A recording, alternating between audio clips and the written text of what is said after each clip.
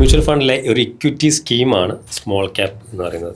Stock എക്സ്ചേഞ്ചിൽ list ചെയ്തിട്ടുള്ള കമ്പനികൾ അതിൻ്റെ മൂല്യം അനുസരിച്ച് 251 റാങ്ക് തൊട്ട് 500 സ്ഥാനം വരെ വരുന്ന ഫണ്ടെല്ലാം ഈ സ്മോൾ ക്യാപ്പ് കാറ്റഗറിയിലാണ് വരുന്നത്. ഇത് ലാർജ് ക്യാപ്പിനെ അപേക്ഷിച്ചും മിഡ് ക്യാപ്പിനെ അപേക്ഷിച്ചും റിസ്ക് വളരെ കൂടുതലാണ്. അതുപോലെ തന്നെ റിട്ടേൺസും കൂടും. ഉദാഹരണം വെച്ചാൽ പബാസ്ക 1 ലക്ഷം രൂപ ഇൻവെസ്റ്റ് ചെയ്തു. മാർക്കറ്റ് ക്രാഷ് ആകുന്ന സമയത്ത് ലാർജ് ക്യാപ്പ് മിഡ് ക്യാപ്പിലാണെന്നെങ്കിൽ ഒരു പക്ഷേ 80,000 രൂപയിലേക്കായിരിക്കും അതിൻ്റെ loss സംഭവിക്കുന്നുണ്ടാവുക.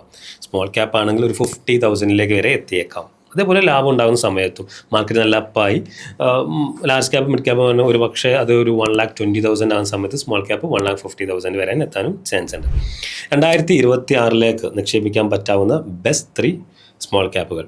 Number 3 Bandhan small cap fund. കഴിഞ്ഞ 5 വർഷമായി ഏകദേശം ഒരു 32% ആണ് ആനുവൽ റിട്ടേൺ കൊടുത്തിട്ടുള്ളത്. കൺസിസ്റ്റൻറ്റ് പെർഫോമൻസ് ആണ്, നല്ല ഫണ്ട് മാനേജറാണ്, ആവറേജ് AUM സൈസ് ഉണ്ട്.